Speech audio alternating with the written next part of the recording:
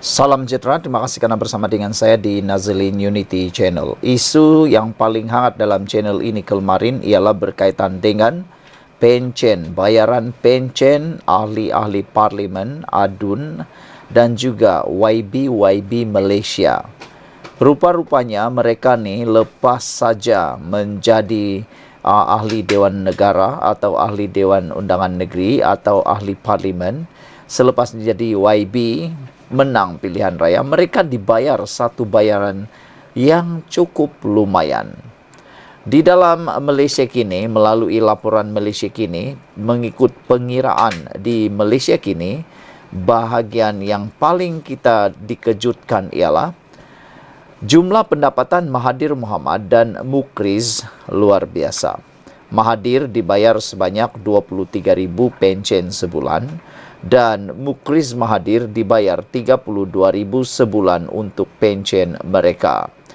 Dan orang yang paling banyak sekali bayaran diperoleh ialah Safi Afdal dengan bayaran mencecah menghampiri RM40,000, hampir-hampir RM40,000 yang ditawarkan atau diberikan kepada Safi Afdal daripada Parti Warisan sebanyak RM40,664.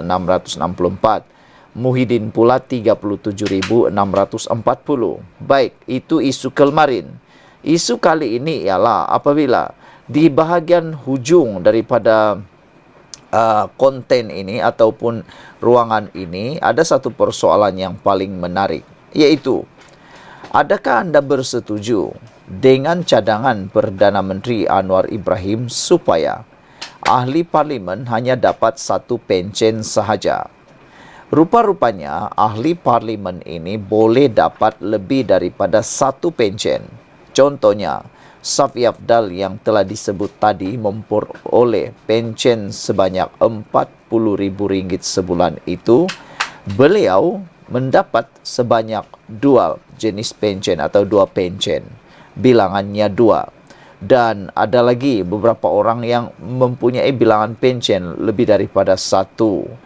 Jadi persoalannya, adakah anda setuju? Kalau anda setuju, tolong bantu saya tekan butang like dan juga tulis di ruangan komen, adakah anda bersetuju dengan cadangan Perdana Menteri Anwar Ibrahim supaya ahli parlimen hanya dapat satu pencen saja? Selepas anda tahu jumlah pendapatan atau bayaran pencen diterima oleh ahli-ahli parlimen ini, persoalan ini muncul. Adakah anda bersetuju dengan cadangan Perdana Menteri Anwar Ibrahim supaya ahli parlimen hanya dapat satu pencen saja?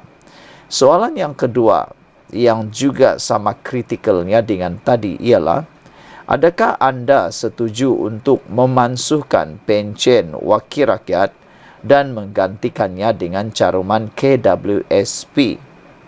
Pilihan di tangan anda.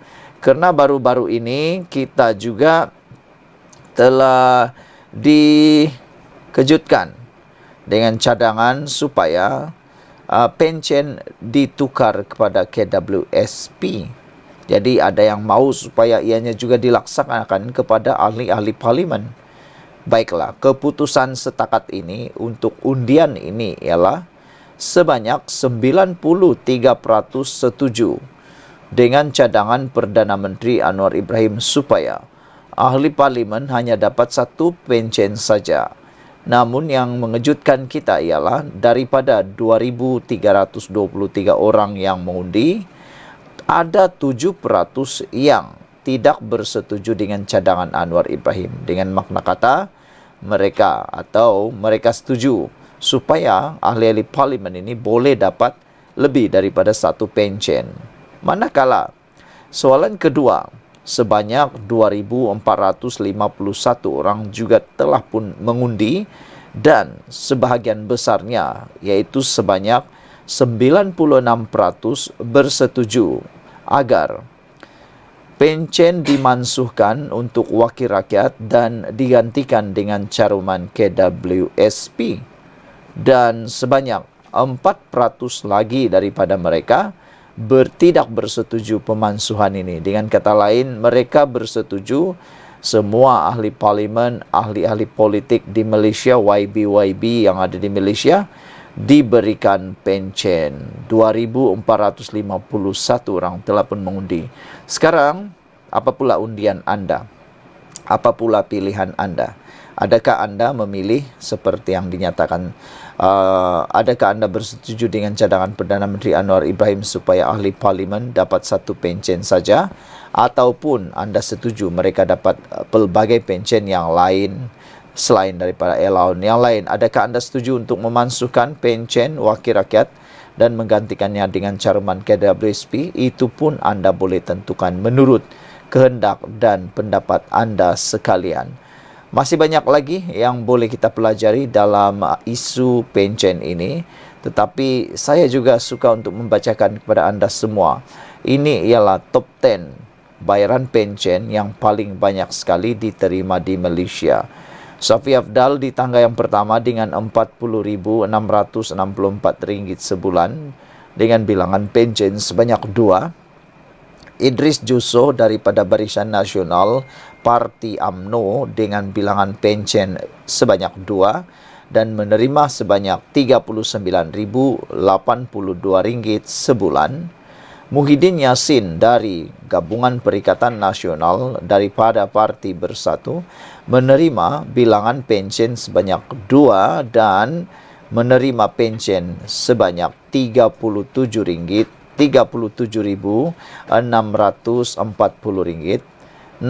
Najib Abdul Razak atau Najib telah pun kehilangan kelayakan. Walau bagaimanapun sebenarnya beliau layak kalau tidak masuk penjara, boleh dapat RM36,963 dan dengan 2 bilangan pencen. Yang mengejutkan kita ialah di tangga yang kelima ialah Azmin Ali dari Perikatan Nasional daripada Parti Bersatu dengan bilangan pencen sebanyak 2 dan bernilai RM36,707 sebulan. Jeffrey Kitingan dari GRS dan daripada Parti STA layak dibayar sebanyak bilangan pencen 2 dan jumlah pencen RM36,285. Mazir Khalid daripada BN UMNO 2 bilangan pencen dan RM35,082. Sahidan Kasim pula daripada PN Parti PAS sebanyak bilangan 2 pencen dibayar RM34,082 dan Aziza Muhammad Dun GRS dengan 2 bilangan pencen dan berjumlah RM33,109 dan di tangga yang ke-10 Johari Abdul dari PHPKR sebanyak 2 bilangan pencen dan RM32,707 sebulan. Jadi saudara-saudara sekalian, setelah anda mengetahui perkara ini, apakah pula pendapat anda dalam undian sebentar tadi? Jangan lupa tinggalkan komen anda, tekan butang subscribe. Kita jumpa lagi. Bye-bye.